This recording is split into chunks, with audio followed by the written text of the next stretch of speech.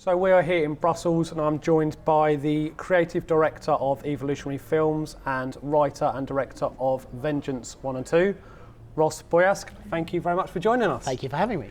So you've come to the festival to give filmmakers an insight into the next steps they can take with their films, but I want to kind of go back to the start and find out your interaction and development as a film lover, which you are, and sort of director. So where did it all begin? When I was 2 years old, this is going to take a long time. Okay. When I was 2 years old, I loved comic books, and I had no idea about different companies, Marvel and DC or whatever. I just loved comic books, and I would draw and write comics all day long, every day, in school, didn't care about anything else, which went down really well. Yeah. And then when I was 11, skipping forward 9 years, I saw 3 movies in one day that completely changed my life. And they were in order: Revenge of a Ninja, Commando, and American Ninja. Okay. And I went, how do I do that? American Ninja, Dudikoff? Mm-hmm. Of course it was, yeah. Canon Films has a lot to answer for. Yeah. So I wanted to do that. Now, a lot of filmmakers tend to say things like The Godfather Yeah. or Indiana Jones or Star Wars. I'm much luckier than that. Yeah. So from then on, it was all about, watching movies, and I still love comics, but it was all about how can I do what they're doing. Yeah. So I and my friends we found like someone's video camera and did fight scenes ourselves, hurt ourselves a lot. Yeah, yeah. And then we would study movies, sometimes frame by frame. On fight scenes particularly, we would literally look at a scene and frame forward, frame forward, frame forward. So we're teaching yourself the choreography? Choreography, but also crudely, the way you make them. Like any film, it's all about how you construct a film. Yep. We didn't know about editing per se, or even how you frame shots, but it was just, okay, so it looks like this. So in this shot, they do these 4 punches, and it's over the guy's shoulder, and we see our hero. It was all that kind of stuff. Yeah, yeah. And then we would essentially mimic that to start off with. Yeah. And then it all became about, well, how do you actually make films? And a lot of it was self-taught. We read every book under the sun. I say I for sure, but my friends also. And then things really kicked off when I was in sixth form college, Basvic in Brighton and Hove, for anyone who doesn't know, amazing school, where I met my first producer, Phil Hobden, and the media studies teachers were absolutely amazing. Taught us about genre, taught us about influential films and films that had dictated how Hollywood would go. Yeah. So I learned about things like film noir, Seven Samurai. Yeah. And even more so, but even things like types of lighting, like chiaroscuro lighting for film noir, and Yeah. all sorts of things like that. Okay. Through into university, met some great people there. And then after that, it was all about just trying to make films. So we just make short film after short film. And eventually one of our short films became a feature, Left for Dead. It was a short film that we just kept making, somewhat. We were lucky enough to be able to sell that at Cannes. Wow. Which was incredible and very unexpected. And a rarity, because it's what people want to be doing, and you've been fortunate enough to... Yeah, I think we were really surprised. We had a number of companies that said they were interested, and after somewhat backwards and forwards, we went with one particular agency, and that gave us the confidence to make our next film. And that's essentially how it went. Yeah. Then I started working for a film sales company in Brighton, through which I actually met my partners, or my to-be partners, John Adams, who's the CEO of Evolutionary, and Diane Shorthouse, who's the MD. I sort of met them somewhat separately initially, but yeah, and then we essentially formed Evolutionary Films 5 years ago. We're in our 5th year now. Yeah, and you've made some great acquisitions. We the intention of Evolutionary Films was to finance, produce, and sell our own content. Yeah. Primarily genre movies, because we know that that's commercially sensible and enjoyable. And a few passion projects as well, which, as you've mentioned, I know, John, when you've come to one of our festivals, but that is the balance. You can make what you love, but then sometimes it's not going to be commercially viable. So where does to jump in with another question whilst you're still answering this one, where does your creative mind sit? Are you a passion project or are you a commercial? I think I'm really lucky that my passion projects are super commercial. Right, nice. I want to make other types of movies as well, but I love action. I love action thriller. I love horror. I'm hoping to eventually maybe soon it should move into sort of survival horror, Nice. which is sort of action horror. Yeah, because then you've got to have a hero that. Yeah, it's very much like a, I don't want to say genre mashup because that's too easy. Yeah. But it's almost like action movies that happen to be horror. Yeah. If that makes sense. And in fact, funnily enough, just on a personal tangent, the first horror film I ever watched, when, funny enough, Phil, like I said, my first producer, Phil Hobden, really got me into horror. I was sort of the action martial arts person. He was sort of the horror person back in those days. And the first horror film, I had seen Lost Boys, which I loved. Yeah. I'd seen a few, but they weren't, you wouldn't call them full-on horror. But the first, if you like, slasher movie that I ever saw on his recommendation was Friday the 13th, Part 6. Okay. Jason Lives. Jason's back again. Weirdly, I absolutely loved it. I had no context for what was happening. Right. So that was your first idea? That was my first proper horror film. Right, okay. And it was like it was like, you would almost call it survival horror today. Yep. And it really got me into the horror genre. And funnily enough, very recently at a Comic-Con in London, I actually met that Jason, CJ Graham. Oh, okay. Who was the guy who played him, and it was... Was it Kane Hodder for years? That was afterwards. Right, oh, okay, so that was going through. Kane did it from, I believe, 7 onwards. Who's great as well, but it was just one of those things where I felt I had to meet my first Jason. That was amazing. So in some ways I am lucky in that the films I love to watch overall are the ones I love to make, and it just so happens they tend to work very well in most territories.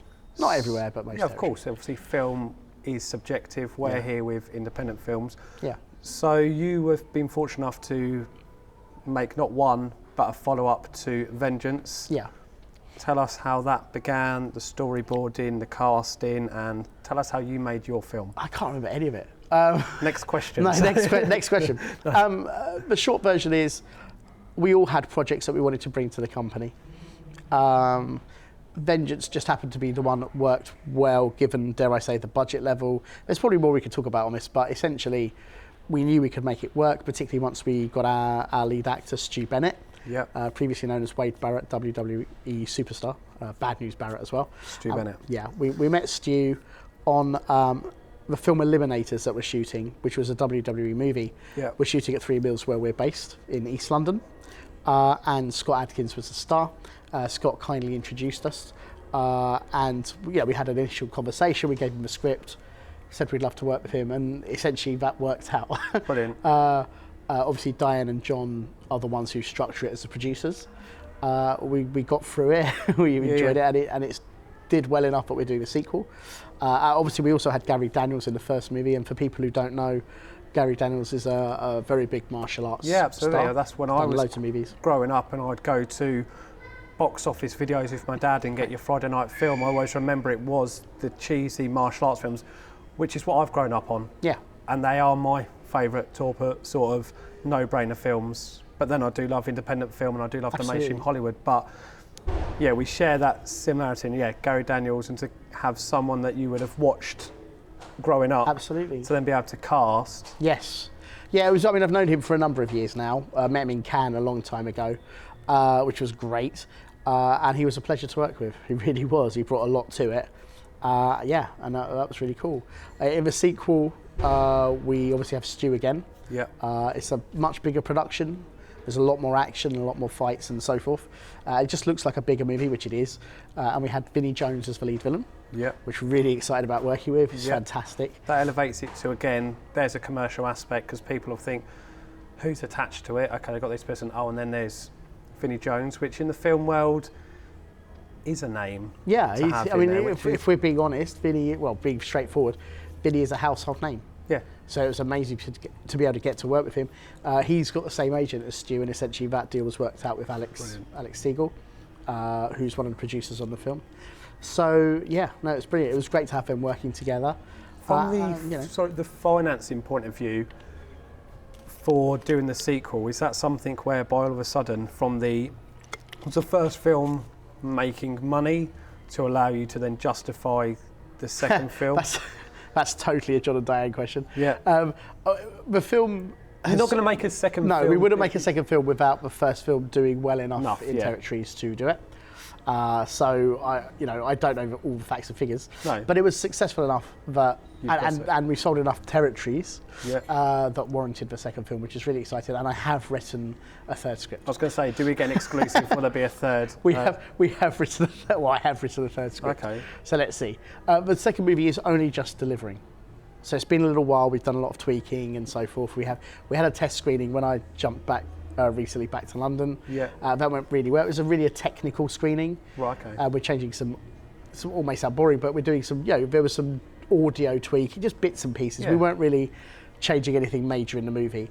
But that's great. And it was great to see it on the big screen as well, actually. It's good to sort of get that feel without sitting there working on it. But that's a huge process as well, because again, if you were to say to independent filmmakers, or I think your film needs some changes, they're looking at going, do I cut 20 minutes, do I do this, do I change the credits, do I change the You're looking at your projects and going, audio levels there need to dip, whether it's a bit of colour grading or a bit of softening or something, which is fundamental for a film to be... Well, it's important not only just for the audience to understand what's happening, but also just in terms of quality control for selling your movie. Some of these territories, some of these buyers have very rigid quality control standards. Yeah. So it's important to be able to meet those, otherwise you're not delivering your film.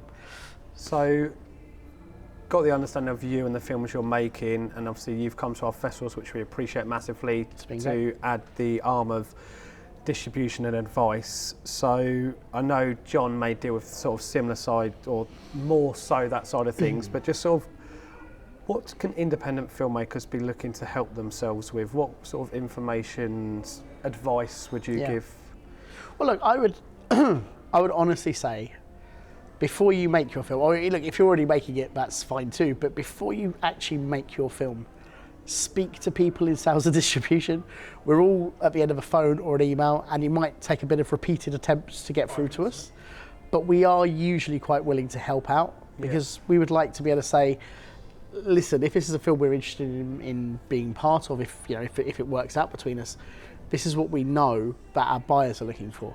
It doesn't mean you have to agree with everything we say, but take on board that advice. Is there an audience for your film?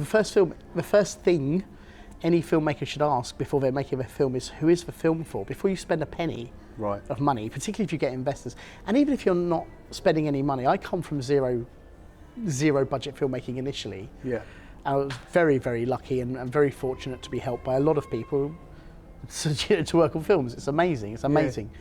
But if it's genuinely going to be a commercial venture and not without any condescending tone, without it being a hobby, if it's a hobby, if you're making it for yourself, wonderful, do it. It's brilliant. Bear in mind there may not be a return on investment. Well, that's what I'm saying. If you're doing it for yourself, it's a different thing to saying, I intend to return or recoup as much investment as possible. In the end, your film is a commodity, it's a product, and so are you, actually. And the cast, everything, whatever the value of that commodity may be. And if you're genuinely looking to get a return on investment, speak to people in the business, speak to distributors, speak to, in your own territory initially, speak to sales agents.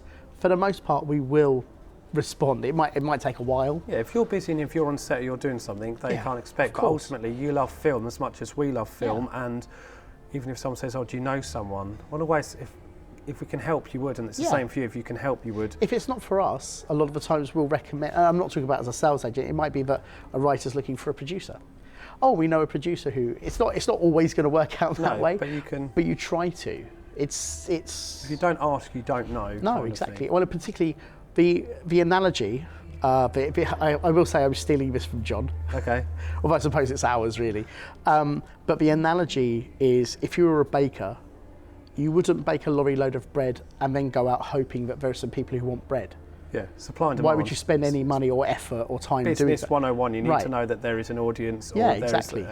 Take an interest in who it's for. I actually attended another film festival earlier in the year, and we saw a works in progress session, which was fantastic. I mean, some of these films looked brilliant, and when I asked the question, who's the film for, a couple of the filmmakers couldn't answer it. All right, but you've spent money and you've done, and it looks great. Who's it for? And you're just shotgunning in the sky, and they're going, oh. Why would you? But why would you do that?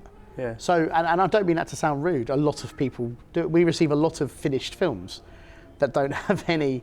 They haven't done any connections, and that's fine. I mean, it's obviously a thing that happens a lot. Yeah. But we would urge filmmakers at any That's what people need stage. to be educated on. Absolutely. Because it's again, where is the money going to come from to come back in? And just being practical. And jumping in. So, 3 things I want your opinion on. Self-distribution. People looking to do it and think they can do it themselves as opposed to, but they need to learn on that. People that think YouTube is a viable platform for distribution, yes or no, because again, I've seen that happening. And the channels such as we mentioned Apple TV, which might be offering it, but there's Film Hub and the whole Roku and Vimeo and that. So, but a lot of those platforms that you mentioned later usually, as I understand it, rely on an aggregator. Yeah.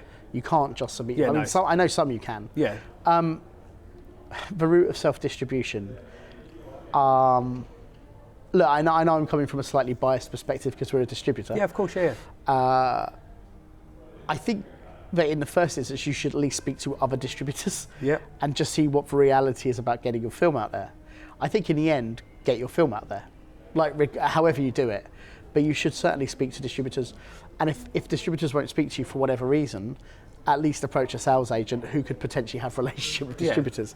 That's kind of, I mean, and again, I appreciate I'm speaking from a position of that kind of company. Yeah, so you are that company. I'm not gonna. Yeah, I wouldn't ever say don't self-distribute, but the work required and the money / time required to self-distribute. You guys aren't going to become obsolete. You're not going to become obsolete. No. But if people think the common way is self-distribute, so then all of a sudden they may cut you guys out of it, but then they're going to lose so much. I mean, in the end, we probably weren't going to get that film. Yeah. Without me, we're probably not going to get that film.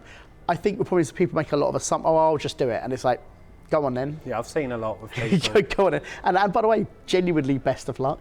Yeah. But there are a number of good sales agents out there, and there's a number of sales agents who distribute internationally through their own platforms that can sort of ease that process. Yeah.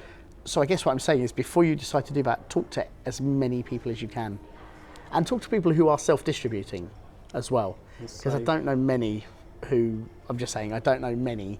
But then maybe it depends on what type of movie you're making, and if you have access, if you have the ability to get your film to those people and they click and pay you, fantastic. Yeah, that's the thing. If you've got a massive social media following and you can look to do it and you're happy with the film going out. One thing that was interesting, so you made an acquisition at a London festival with Joseph's Miniature Wargaming, and I interviewed him in Valencia, and the one thing he said to me was, Jesus, I didn't realise there was so much paperwork.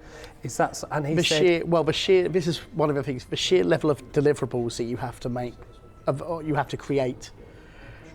And again, in the end, it comes down to the filmmaker to do it. Yeah. But it's important to know what is actually required of you. And he actually said, I went, did you know before you started doing it? And he said, no. And I was like, he almost felt they needed to do a guide, because I think it's such a rarity for an independent film sometimes to get distribution, that people make the film and then they don't know that bit. And he said for his next project, he's learnt so much. Because he have now it in place as he's going. It's like doing your dissertation the night before. Well, again, right, exactly. It's like doing your homework the night before, but in the end, or even the day after, it's too late. It's too late. Deliverables is really important, and again, this is another reason to speak to distributors or a sales or whatever before you engage your movie, because actually, if you're still raising money for your film, maybe you could include those as part of your budget, or even if you don't have money, making contact with people who could help you create these deliverables in exchange for whatever. Like, all of that stuff is really important. I mean, it really is. If you can't deliver your film, then that's it. You're dead in the water. Yeah, you're not taking it to the next step. So that's critical. And obviously, is there 3 bits of like the whole film 101 advice you would just like summarise with to give to people? What are 3 things? Do you mean like across the whole of making a film? Across the whole of film, and for you as Ross wearing the director hats, 3 bits of, put you on the spot. 3 bits of advice. Okay, the first one is feed your cast and crew. I know that sounds ridiculous. Feed your cast and crew really well, because almost everything else could go wrong.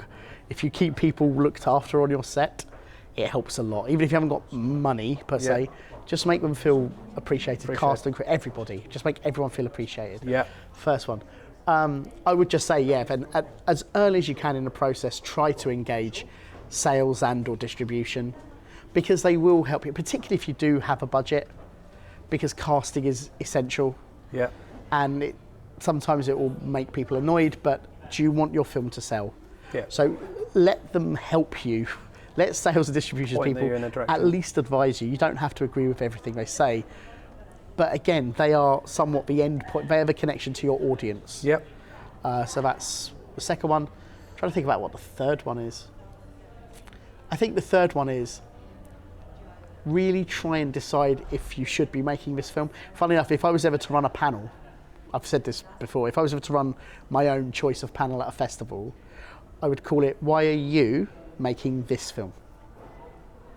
Like whatever stage you're at. Well, let's roll it out when you're next joining us, and that'll be the panel, because we've done the introductions to you guys, and that should be one. Whether it's like at the very beginning of the process, sometimes people should ask themselves this.